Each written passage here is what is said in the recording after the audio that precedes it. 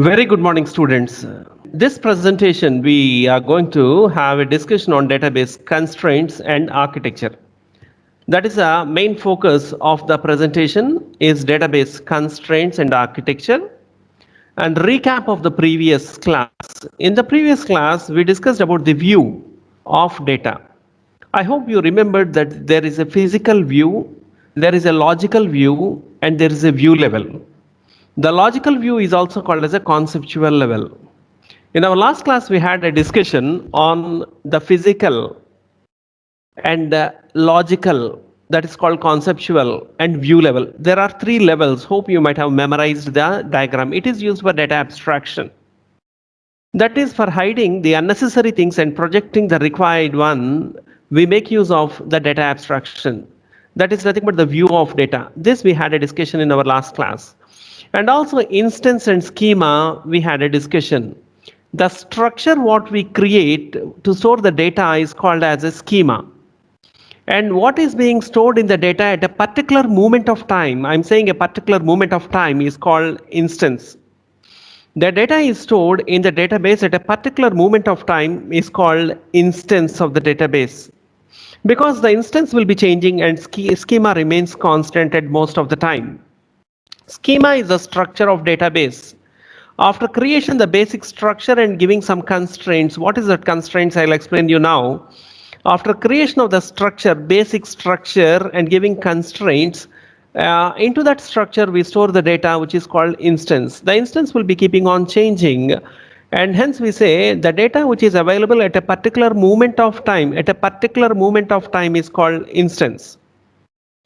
Data models. We had a discussion on various data models. It is the underlying structure of the database, which is nothing but is a data model.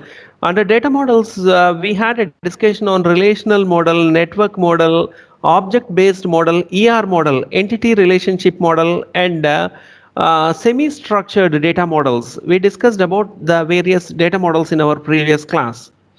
And also database languages. Under database languages, you are having DDL stands for data definition language and DML stands for data manipulation language. Data definition language is used to define the database.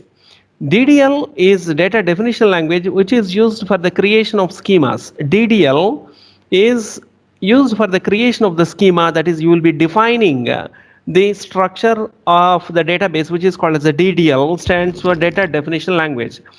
DML stands for data manipulation language. If you want to store the data, if you want to manipulate the data, if you want to delete the data, if you want to see the data, see here, you want to insert the data, you want to modify the data, you want to extract the data, that is you want to see the data, or if you want to delete the data, then you go with the DML, stands for data manipulation language. This is what we discussed in our last class. And now the expected outcomes of today's class.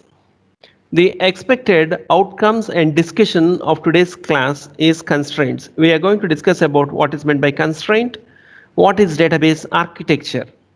So by end of this class, you need to tell what is meant by constraint. You need to answer me what is meant by a constraint, what is database architecture, entire architecture, 2-tier, 3-tier, entire architecture, and we are going to discuss about storage manager, and query processing, transaction management. So we are going to discuss about this, comes under the database architecture. Under architecture, we are going to discuss about storage manager, query processor, transaction management.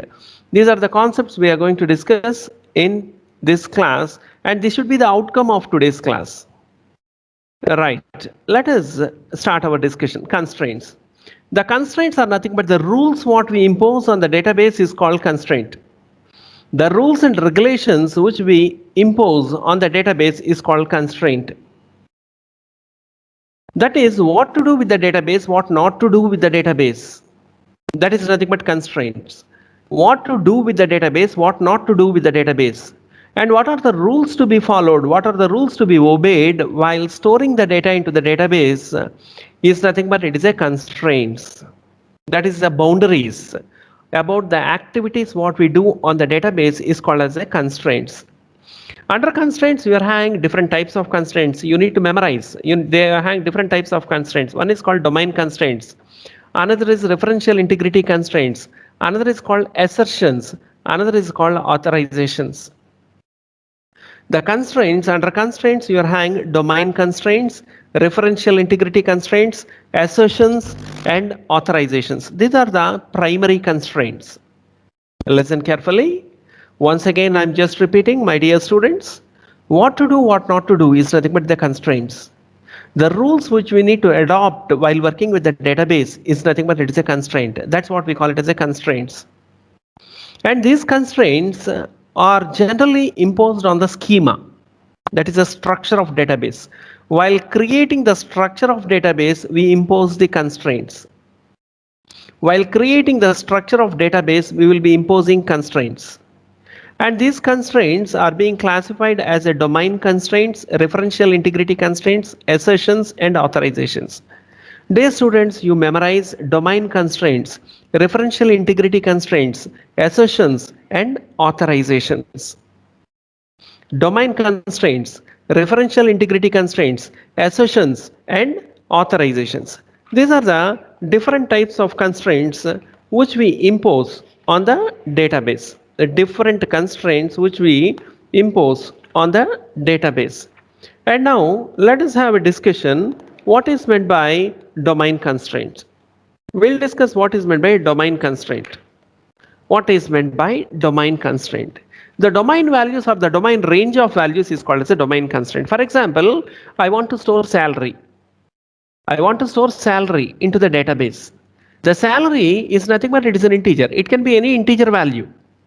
It can be any integer value. And also I fix the boundaries. The salary should lie in between 20,000 to 80,000. The domain value of the salary is 20,000 to 80,000. 20,000 to 80,000. That is a constraint. For example, I want to store name. Generally, the names are combination of alphabets from A to Z. I'll say the name should be of character type. It should be character type. It can be maximum 20 characters and it should be only uppercase alphabets I'll prescribe. So if at all you enter any name, that should be maximum length of 20 characters and it should be in uppercase alphabets. For example, if I say Prem, P capital, R capital, E capital, M capital, then only the computer should accept. If I give in the lower case, it should not accept. It is a constraint. If I enter the name as Prem Kumar, it should accept. It is maximum 10 characters. If I give some name like Siva Venkata Adi Seshu Annapurna Seshu Kumari, a very lengthy name. I'm trying to store a name like Siva Venkata Adi Seshu Annapurna Seshu Kumari. It is crossing 20 characters, it should reject the name. Because I fixed the length of the name should be only 20 characters, it should not exceed 20 characters. The name can be from 1 to 20 characters. So that is the boundary I fixed for name. And I said only the characters should be accepted. And that too, the characters should be uppercase characters. This is what I said. So this type of constraint, we call it as domain constraints. For example, you take date and time. While entering date and time, we will be entering DD, MMM, YYYY.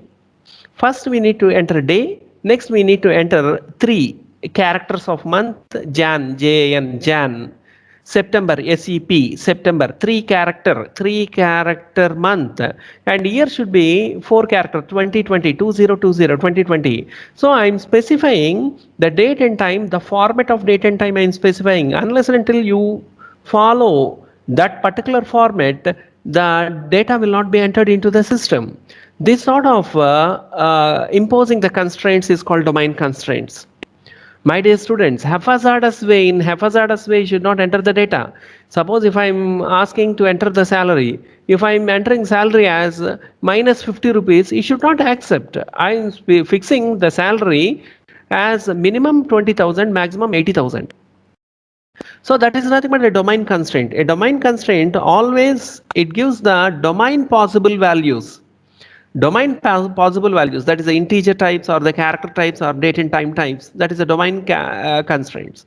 And you are having the referential integrity constraints. The second is called referential integrity constraints. Referential integrity constraints. And coming to this, if some piece of data in one database, the related piece of data should be there in another database. Once again, listen carefully. If one piece of data is available in one database, then only the related piece of information can be in another database. Once again, I repeat, unless and until one piece of data is available in one database, the related piece of data cannot be stored in another database. That is called referential integrity constraint. That's what we write here. We wish to ensure that the values that appear in one relation for a given set of attributes also appears in certain set of attributes in another relation. So there should be some data in one relation. One relation means one schema, one table. And in another relation, the related information can be stored. Some information can be stored in one relation unless and until that information is there in one relation, that is the first table, that is the first schema. You can't enter the related information in another relation. I'll come out with an example in the next slide. Kindly bear with me for 2 seconds. What is this referential integrity constraint? I'll explain you with a suitable example in my next slide. There is a concept called assertions. And coming to this assertion, an assertion is a condition. An assertion is nothing but it is a condition. An assertion is nothing but it is a condition that the database must always satisfy. It is a condition that database must always satisfy. Unless and until if that condition is satisfied, the database cannot exist. That is called as an assertion. Unless and until that condition is satisfied, the database or the records will not exist. That is called assertion. I'll come out with an example. I give you an example, then you can easily memorize the thing. Authorization. The data can be accessed by multiple users. The common piece of data can be accessed by multiple users. But I want to restrict that. I don't want all users to access the data. I want to restrict that. In such case of restricting, what I do is, I give some accessing authorities. I'll authorize certain users for certain accessing. For example, I'll say officer can delete the data, can modify the data. Can delete the data, can modify the data, can see the data. Who? Officer. I gave the privileges, I gave the accessing authorities on data, that is he can see the data, he can modify the data, and of course he can delete the data. I give these permissions to the officer. And coming to the manager of that company, for the manager I will give a different accessing rights. He can modify the data, he can see the data, but he can't delete the data. The manager of the company, he can access the data, he can modify the data, but he can't delete the data. I give those privileges, that is accessing authorities I give. Coming to the clerk, he can only see the data, he can't even modify the data. So the authorization is getting differed from person to person. The accessing rights and the privileges are getting changed from person to person. So this is nothing but constraints. These are called constraints. And we come out with a simple example on this domain constraints, referential integrity constraints, assertions, and authorizations. You observe here, constraints. We'll come out with an example. Suppose you look into this example. The salary should lie in between 10,000 to 80,000. I specified salary should lie in between 10,000 to 80,000. That's called domain constraint. It should be numeric value and it should be between 10,000 to 80,000. It should be in between 10,000 to 80,000. That is called domain constraint. You observe here, this is obeying that. You observe the salaries. There is a EMP table. Here, this is the schema. This is the table. Employee number is 101, 102, 103. Name is Razu, Vasu, Gopi. Department is 10, 20, 30. Salary is 30,000, 40,000 and 20,000. Yeah? Hello? Slide changing झाले sir. Is it? Sir. Now okay sir. Is the slide got changed? Sir. Now okay sir. Yeah, what is visible on your screen? Examples of states. Domain Students exam. constraint Wonderful, wonderful. assertion. Yeah, maybe the net speed is very slow. Okay, we'll follow the net. Okay, right, my dear students. Domain constraint. You also hear the domain constraints. And coming to this domain constraints, in this example, there is a table called employee. In this employee, you are having columns. Employee number is a column, name is a column, department is a column, salary is a column. This is nothing but this is a schema. Inside the schema, there is an instance. This data is called instance. There is a column called employee number. This is employee number column. This is a name column. This is department column. This is a salary column. Now we got a table of employee number, name, salary, and department. This is the data. Here there is another table called loan. There is another table called loan. Employee number, loan amount, and description. Why these employees has taken loan? Here you are having employee number, loan amount, and description. I'm coming out with a simple example.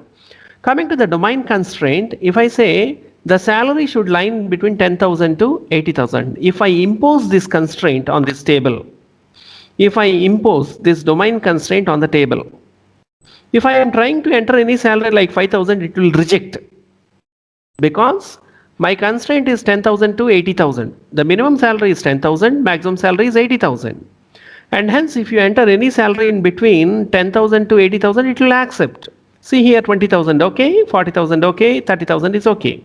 But if I am trying to put some salary like 500 or 5,000, it will bounce. It shoots an error.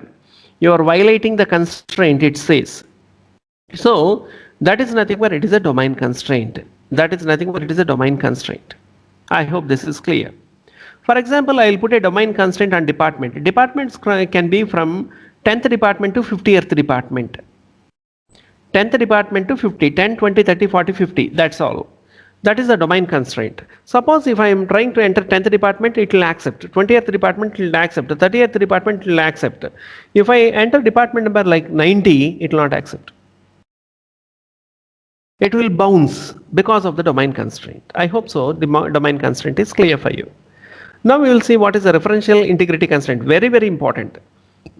Referential integrity constraint. Now we are going to discuss about the constraint, referential integrity constraint. And coming to this referential integrity constraint, here we will take this example, employees. These are the employees, 101, 102, 103. These are our employees. Their names are Razu, Vasu, Gopi, 10th, 20th, 30th department. Their salaries are these. These employees are having a leverage of taking loans.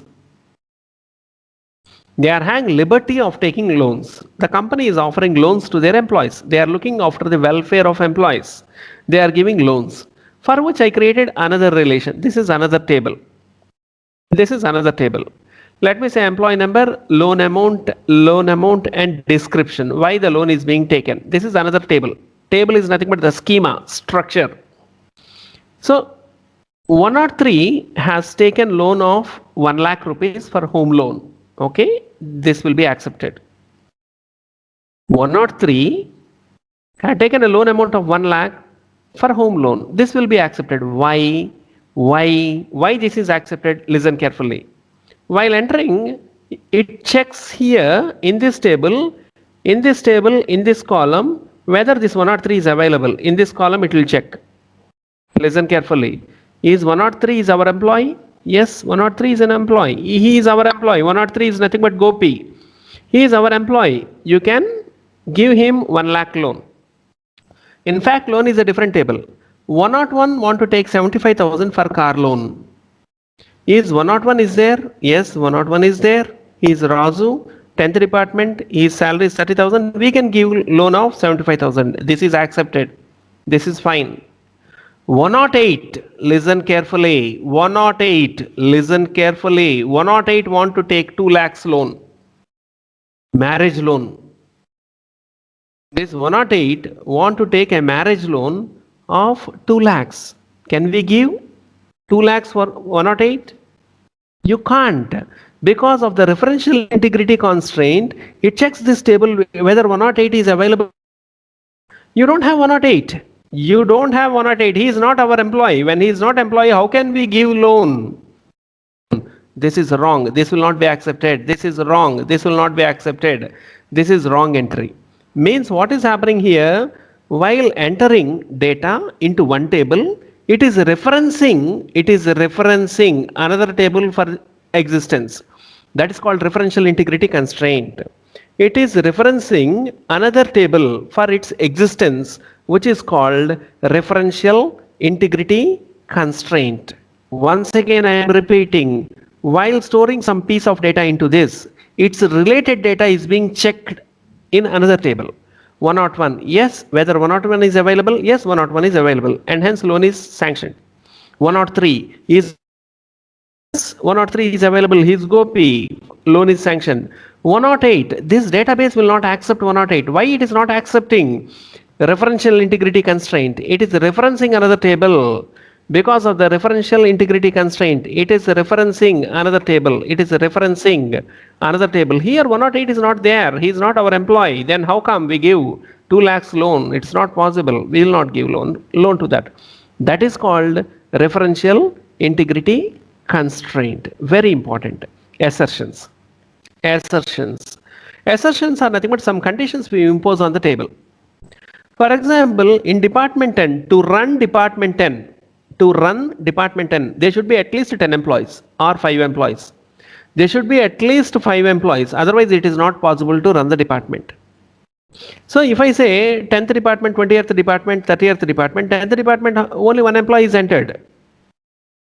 Unless and until we enter 5 employees, with department number 10, this database will not be saved successfully. Otherwise, it bounces with error because assertion is getting failed. Assertion is nothing but we will put some conditions on the database. I will put a condition. The manager should be always from the 20th department and his salary should be more than 1,50,000. Then only the manager he can accept. We put some conditions on the table. Unless and until those conditions are satisfied, the table will not be created successfully. Otherwise, the table will be bounced. That is nothing but assertions. There should be at least 5 employees from department 10 to give bonus. To give bonus, at least there should be 5 employees from department 10 to give bonus. Otherwise, don't give bonus. So this is nothing but it is an assertion. Authorization. Managers should only access, but officers should also edit. Managers of the company should only access, should see, but officers should also edit, not only seeing, but they should edit the data. So that's what.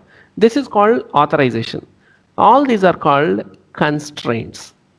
Dear students, I hope so you're following what is meant by constraints. Let us go ahead with the next part of our discussion, that is on database architecture. Database architecture. I'm asking my system to store the data. It is storing the data. I'm asking the system to manipulate the data. It is manipulating the data. I'm asking my system to delete the data. It is deleting. I'm interested to see the data, watch the data. I'm able to watch the data. How it is happening? So internally there should be something. There should be some software. Internally there should be some software to do all this. That is nothing but database architecture. Once again, I repeat, whatever I want, when I am asking, the system is showing that whatever I am asking to store, and it is storing the data. If I am asking to delete, it is able to delete. If I am querying the data, it is obeying my query processing. How it is happening means internally in your system, there are certain components, software components.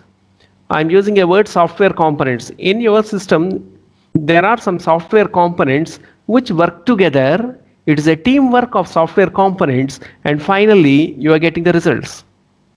The software components of the DBMS, database management system, can be categorized into 4 groups.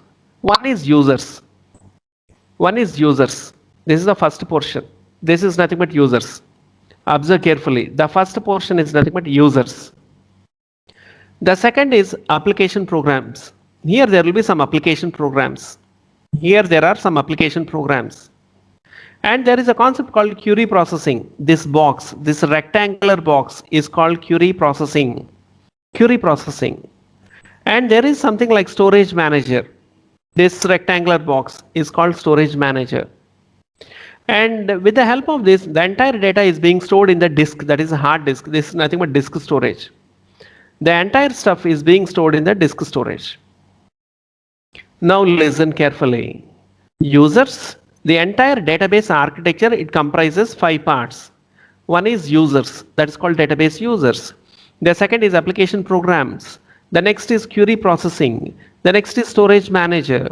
The next is disk storage. I just repeat, you need to memorize this terminology. One is users. Next is application programmer. Next, query processor. Query processor. Next is storage manager. Next is disk storage. My dear students, the first one is users. The second one is application programs. Application programs. The third one is query processor. Memorize. Query processor. The fourth one is storage manager. Storage manager.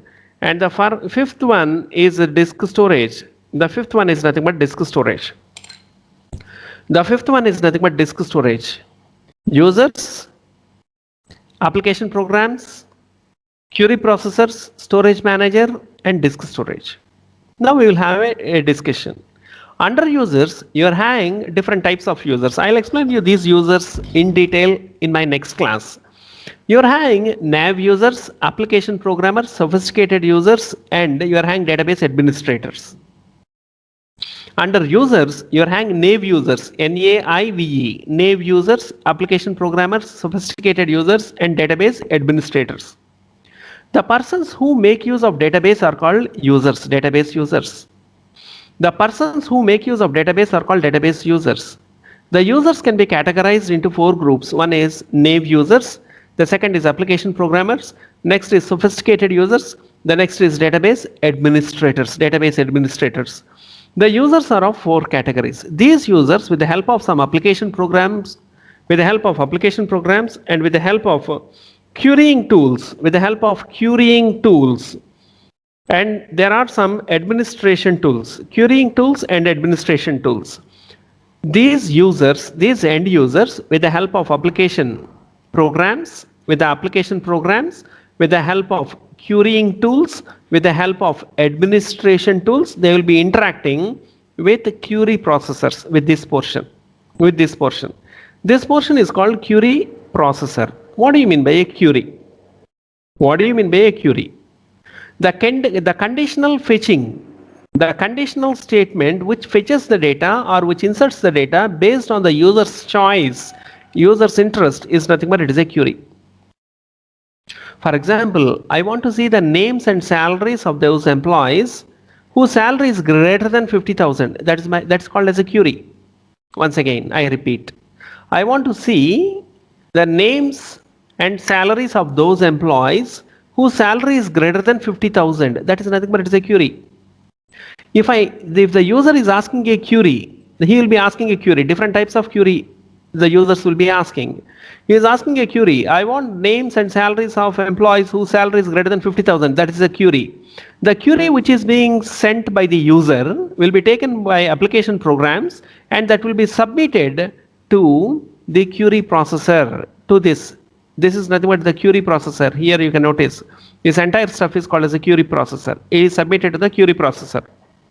Inside this query processor, you will be having a small components like application program object code, compilers and linkers, DML queries, data manipulation language queries, DDL interpreter, that is the DDL, data definition language interpreter, DML compiler. Yeah. Sir, inokasari cheptara sir? Yes, I'll come. I'll repeat. Okay, I'll not leave you. Once again, I'll repeat. DML compiler and organizer and query evaluation engine. All these components, with the integration of all these components, the query processor is being constructed. I repeat, end user, He want to see some data. What data he want to see, he will give. For example, I will say, I want to see the names of employees, the salaries of employees who belongs to 10th department. Let me say in our database there are 1000 employees.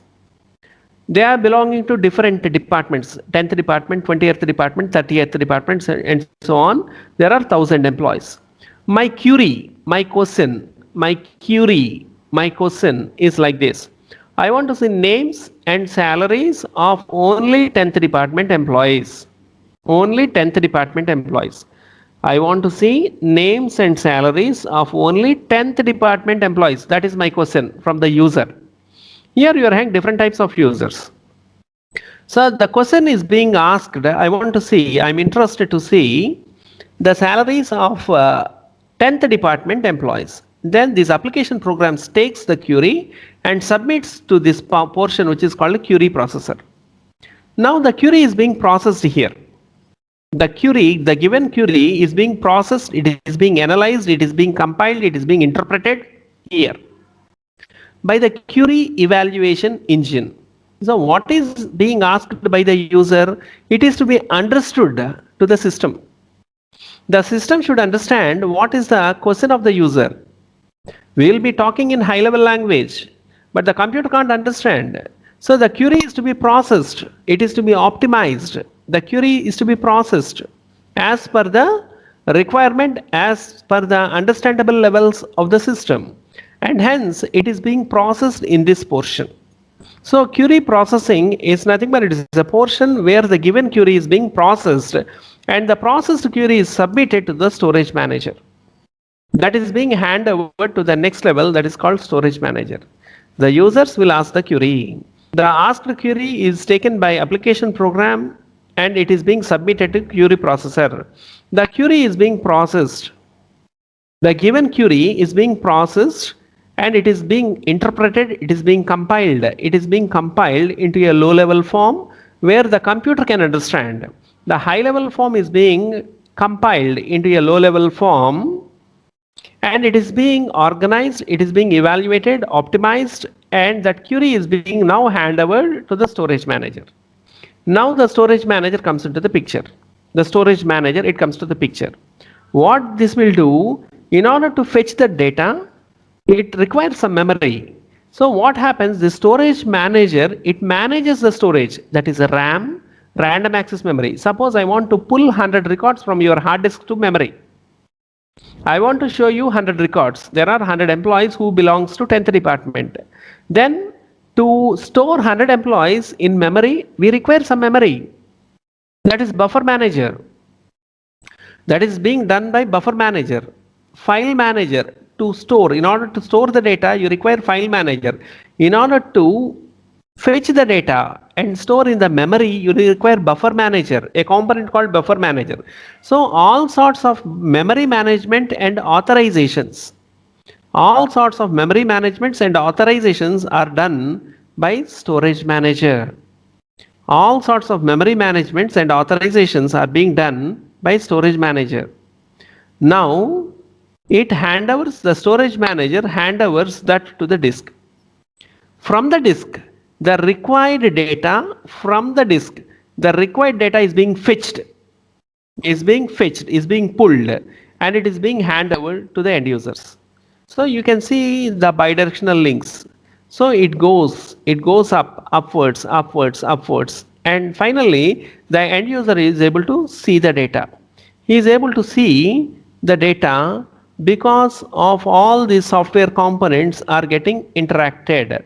He is able to see, he is able to watch the data, he is able to see the data, he is able to enjoy the data, he is able to observe the data. The end user is able to observe the data, he is able to enjoy the data because of all these software components. Once again I repeat, listen carefully. I want to store the data. Data is being stored in the disk. How? I want to see the data. Data is pulled from the disk and you are able to see the data. You are able to see the data. How? Internally there are many software components. All these software components will be working together and they will either store the data or pull the data and show you or access the data and show you. Right. Now, what are all these components? The first is users. There are different types of users. The users will be interacting with application programs. They want to insert some data. They want to insert some data. So the given data is being taken by application programs. Here there will be some application programs. These application programs will hand over to query processors. Query processors. There is here dotted rectangle is there. This is nothing but the set of components which are called query processors. That they will process what you want to store. They will process what you want to store, whether it is in a right form or wrong form. Everything is being processed by this query processor. The processed data is handed over to storage manager. The storage manager, the prime duty of storage manager is, the name itself says it is a storage. Either the memory storage or the disk storage should be managed. That is being done by storage manager. Now, as per the instructions of storage manager, the given data is being recorded into the hard disk. The data is being recorded into the hard disk. Sometimes not recording, I want to get the data from the hard disk. Again, the data is being pulled by storage manager. From there it goes to query processor. From query processor it goes to application programs and comes to the end user. And finally end user is able to see the data. The final data is being seen, is being visualized. The final data is being seen, visualized by the end user. This is called database architecture. Architecture of database. This entire stuff is called database architecture. My dear students, you need to mug it up, you need to by heart, you need to understand this diagram. The 5 critical parts of database architecture. One is users, the top layer. The second is application programs. And the third one is query processors. And the fourth one is storage manager. And fifth one is disk storage. The first one, users. The second one, application programs. And the third one, query processors. And the fourth one is storage manager. And fifth one is disk storage. The fifth one is disk storage. All these levels are essential in order to store the data or to get the data back. Right? This is called database architecture. Now we are going to discuss about this bit detail. In detail we are going to discuss. Before discussing that, we will try to know what is meant by entire architecture. Entire architecture, that is a 2-tier architecture or 3-tier architecture. I am calling it as a 2T architecture, stands for 2-tier architecture. I am calling this as a 3T architecture, stands for 3-tier architecture. 2-tier architecture, 3-tier architecture. Previously, I am talking about the primitive data, that is legacy systems. When I am talking about the legacy systems, that is systems of olden days of 1970s, 1960s, 1980s. I am calling it as a legacy systems. In that we used to store the data. Then also in 1970s we used to store the data. But after storing the data, if I want to do tampering the data, if I want to manipulate the data, it is a big headache. The program is to be tampered and data will be tampered. Everything is to be tampered. It becomes a mess, a messy process. It is not that easy to modify the data. Once the data is stored, the application programs using the COBOL programs, in those days we used COBOL programs, we used Pascal programs, we used Fortran programs. So using this COBOL, Pascal, Fortran programs, if at all you want to store the data, yeah, you can store the data, but if at all you want to do some manipulations, it is a messy process, it is a big headache. Everything, the entire project is to be changed. To avoid that, what they done is, they started dividing into fragments. They are making the entire project into fragments. See here, 2-tier architecture. They separated database, they separated application program. They separated database, they separated application program. This is a database, it is separate piece. Application program is separate piece. By this, the advantage is, if any modification in the application program, you can do modifications only in the application program. You need not tamper the database.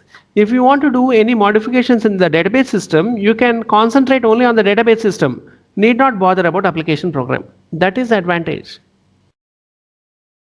So this becomes quite comfortable for architectural designs, for modeling the data, for maintenance of the data. If there are any troubleshootings are there, if there is any problem here, you can focus only into this portion. If at all there are some modifications here, you can look only into the front end part. This is called front end. The user will be watching the front end, he will be working with the front end. The front end will be interacting with the back end. Back end is nothing but your database system. So any problems or issues are to be addressed in the back end, you can address only here. If there are any issues in the front end, you can address only in this portion. That is the advantage of two-tier architecture. Later, you got three-tier architecture. After intervention of this WWW, that is World Wide Web, from 1990s, in fact 1982, the internet was introduced, but in 1990s it geared up as a World Wide Web, and we are going with the web technologies. That is the internet-based projects. We are going with web technologies. And in this web technologies, when you're working with the big, huge mega projects, it is better divided into three-tier architecture instead of two-tier, three-tier architecture. That is, your front end will be interacting with application server. Will be directly interacting with the application server. That is nothing but www World Wide Web. You are connecting to the internet application server. This application server will be internally interacting with the database server. The application server, the application client, this is nothing but user side. This is the front end. The front end will be interacting with application server. The application server is a controller. It is nothing but it is a servlet or it is a controller which will be internally interacting with the database system. So here, if there are any modifications to be done in database system, you can focus only in this portion. If you are interested in HTML, web pages, background colors, foreground colors, or something else of HTML tags, XML, DHTML, and other concepts, you can tamper only this portion. If you want to tamper the user interface, you can tamper this portion. So it be by fragmenting into three-tier architecture, if there is any problem at this particular component, you can address only this component. If there is any problem in this component, you can address only this component. Entire project need not be disturbed. That is the advantage of three-tier architecture. Present, most of the projects are based on three-tier architecture. Previously, we worked with two-tier, that is client server. Now we are going with the client web servers, that is internet, with the help of internet web servers. That's what here it is being specified in the slide as a World Wide Web. You can notice here in the slide it is specified as a World Wide Web. The three-tier architecture is mostly used for the World Wide Web, that is internet-based mega projects. We go with the World Wide Web. My dear students, in my previous slide, I explained you, I explained you that coming to the database architecture, you are having users, application programs, query processors, storage manager, and disk storage. I hope you memorized. In the database architecture, I explained you are having five portions. One is users, second is application programs, the third is, I remember it is a query processors, and the fourth one is storage manager, and fifth one is disk storage, and the fifth one is disk storage. This is what I explained you and I asked you to memorize. Now I am talking about the storage manager. In the diagram, this is nothing but it is standing fourth one. In the diagram, it is standing the fourth one. This is nothing but it is a storage manager. Let us have a discussion on storage manager. The first one is users. The second one is application programs. The third one is query processors. Fourth one is storage manager. Let us have a discussion on the storage manager. The primary duties of storage manager is authorization and integrity manager, authorization and integrity manager, transactions, it takes care of transactions. What is transaction? I'll explain to you. Authorization, who should work, who should not work, all this comes under the authorization.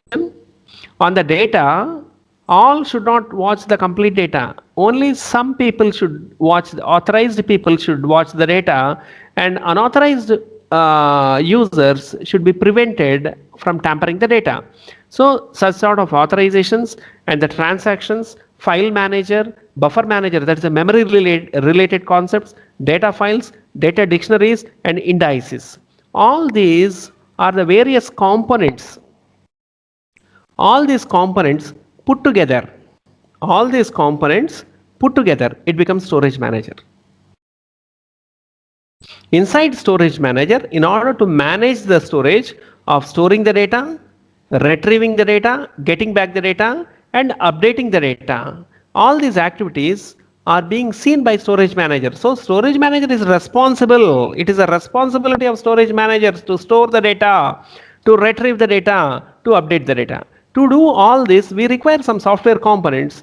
Those software components are nothing bad. Those software components are nothing bad. There is authorization and integrity manager. There is a transaction manager. There is a file manager. There is a buffer manager. There is data files, data dictionaries, and of course you are having indices. With the help of all these components, you are able to comfortably store the data. You are able to comfortably retrieve the data, see the data. You are comfortably able to modify the data. That is the prime responsibility of storage manager. I hope all of you're following. And you're having query processors. You're having query processors. This is level 3. In level 3, I'm talking about the query processor. Level 3, I'm talking about query processors. The first one is users. Second one is application programs. Third one is query processors. Fourth one is storage manager. Fifth one is disk manager. I'm talking about the third one, that is the query processor. Coming to the query processor, for example, if I ask a question, as I explained you previously, if I ask a question, I want to see the names and salaries of all employees who belong to 10th department. Then it takes, that is called as a query. The query is being DDL interpreter, DML compiler. DDL interpreters and DML compilers, they will activate. They get activated. Data manipulation language, DML compiler, data manipulation language will convert that into a low-level instruction. The given query which is in high level will be converted into a low level, instruction. It translates the translation of conversion of high level into low level. That is a mission understandable form. We will be typing in English language, but computer can't understand English. And hence it is to be converted into a low level that can be done with the help of DML compiler. The translation is being done by DML compiler. It is converted into a low level instruction. And also a sort of optimization is done.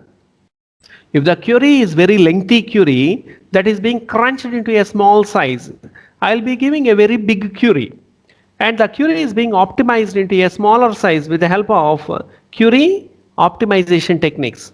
So it is an optimization techniques. They apply all sorts of optimization techniques, and the big queries will be crunched into a smaller size. That is, the queries are being epitomized. They are being epitomized. They are brought into a small nutshell to get the answer. And then that query is being evaluated, you get the answers. The queries are being evaluated, and you get the answers. This is what happens with the help of query processors. Query processors. This is nothing but level 3. So we discussed about level 4 and level 3. And of course, there are transaction managers. This also, transaction manager is a part of query processing. It is part and parcel of query processing, that is a transaction manager. It is the most important activity it performs. That is nothing but acid properties. It looks into the acid properties. Acid properties. A for atomicity. A for atomicity. A for atomicity. C for consistency. I for isolation. And D for durability. What is this acid properties? Our database should follow acid properties. A for atomicity. A for atomicity. C for consistency. I for isolation. D for durability. What is meant by this? Unless and until the acid properties are satisfied, the database is not a perfect database. This acid properties is being maintained by transaction manager. What are this atomicity? If a work is given, the work is to be completely done, otherwise it should not be touched. It should not be executed. Either do or don't do. That is called atomicity. Only one thing. I submitted some work for computer to do. Either you should complete the work or don't do it. That is called atomicity. If a transaction is commenced, it is to be completed. Otherwise, don't start the transaction. That is called atomicity. There only one thing, done, not done. Done, not done. That is called atomicity. Previously, the flat file system in olden days, for example, you take C language. If I ask the C language to do some work, in the half the way, in the middle the way, when the work is half completed, all of the sudden if there is a system failure, half done work will be there. Should I trust that answer? Some hectic calculation is there. The calculation is going on, it is doing. My final answer should be 5000. It is calculating and all of the sudden there is a power cut. And when the system got retained, I'm able to see the answer as 3000. Should I believe that 3000? My final answer should be 5000. But here the answer is 3000 because in between there is a system crash. By the time of system crash, it calculated up to 3000. It placed that. Should I believe that 3000 is the final answer? No. My final answer should be 5000. So it leads to ambiguity, confusion. In database system, the transaction manager takes care of atomicity. Whether the work is done or not. If work is done, yes, it is done completely. Otherwise, it will not touch that work. That is called atomicity. Wonderful concept. Consistency, that is correctness. Consistency is nothing but correctness. Consistency is nothing but correctness. Consistency is nothing but correctness. Isolation. What is this isolation? There will be multiple transactions. There will be multiple transactions. On the database, I will be working, you will be working, other person will be working, 100 users will be working on the same database at a time. But the transactions will not be interpreting another transaction. One transaction will not be disturbing or interrupting the another transaction.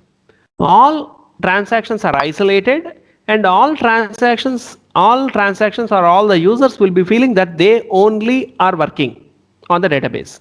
They feel that they are only persons who are working on the database. This is called isolation. One transaction is isolated from another transaction. They are not interrupting. One transaction is not interrupting another transaction. Each transaction is working individually. That is called isolation. Every transaction is isolated and it is working. One transaction is not interrupting another transaction. If you say what is isolation word? Isolation word. The person is kept isolated, is separated, and the person is going ahead with his regular activities. Similarly, isolation is nothing but the transaction works as though it is only working, it is alone. But on the database, parallelly, different transactions will be working. Durability. The next one is durability. Durability means if I store the data, that should stay for years together. Today I saved the data and tomorrow if the data is not there in the disk, it is meaningless. That is, it should persist. Persist means it should store. It should be available. That is called persist. It should be available. That is called persistency. It should be available forever.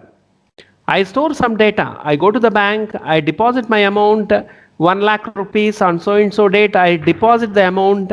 He will put it in the hard disk in his system. And after 2 days, if I go to bank and if I ask, sorry sir, the data is lost, means that is meaningless. So whatever data we give, that should persist. That should be stored in the disk. That is called persistency. So acid properties: atomicity, consistency, isolation, and durability. Atomicity, consistency, isolation, durability. Atomicity, consistency, isolation, and durability. Acid, ACID, acid properties, very, very important. All these are being maintained by transaction manager. Transaction manager takes care of that. Now there is another thing called concurrency manager. Concurrency manager. It is a concurrency manager is a part of transaction manager. In transaction manager itself, you will get a corresponding component which is called as a concurrent control manager. Concurrency, as I told you previously, on the database, there may be multiple users working in parallel. You take railway reservation systems. In railway reservation systems, I'll be taking ticket for so and so train for Tirupati. Another fellow will be taking so and so date, so and so train ticket for Hyderabad. Another will be taking for Bombay. Another will be taking for Delhi in railway reservation systems. The complete data is being accumulated in the database. All the systems are working in parallel and all are working concurrently. From my computer I'll be reserving to Hyderabad. From your computer you are reserving for Tirupati. From other person will be reserving for Bombay. And all are working in parallel. That is a concurrent activity. Any activity in parallel is called concurrent activity. Any activity in parallel is called concurrent activity. When the concurrent activities goes on in parallel, not serial activities, one after another is serial. I'm least bothered about the serial activities. I'm bothered about the concurrent activities. That is, all want to work together on the same database. In such case, the concurrency control manager comes into the picture. When concurrent activities takes place, there are some problems. There is a problem called dirty read. What is that? We discuss later. There is a problem called unrepeated read problem. There is a problem called lost update problem. There is a problem called phantom read problem. There are many problems. When all the users works in parallel with the database, there is a possibility of getting these problems. The problems are dirty read problems, unrepeated read problems, lost update problems, phantom read problems. These are all the concurrency problems. To avoid these problems, to overcome these problems, I don't want these problems. To take care of these problems, to handle these problems, we require a software which is called Concurrency Control Manager. The Concurrency Control Manager will take care of all these problems. That is Concurrency Control Manager. Today's outcomes, we discussed about constraints, that is a domain constraints, referential integrity constraints, assertions, and what else? What else we discussed? Domain integrity constraints. We discussed about domain integrity constraints, referential constraints. We discussed about assertions, and the third one is authorizations. The fourth one, I remember, it is an authorizations. We discussed about the constraints. Also, we discussed about database architecture, entire applications, 2-tier and 3-tier applications. Of course, we discussed about the storage. We discussed about the storage manager, which is used to organize the files and the memory, optimization query optimizations and optimization techniques, transaction manager, that is ACID properties. We use transaction management for ACID properties. These are the outcomes of today's class. Right. With this, I conclude my class and big thanks for you for listening. Thank you, my dear students. Bye bye. Have a great day.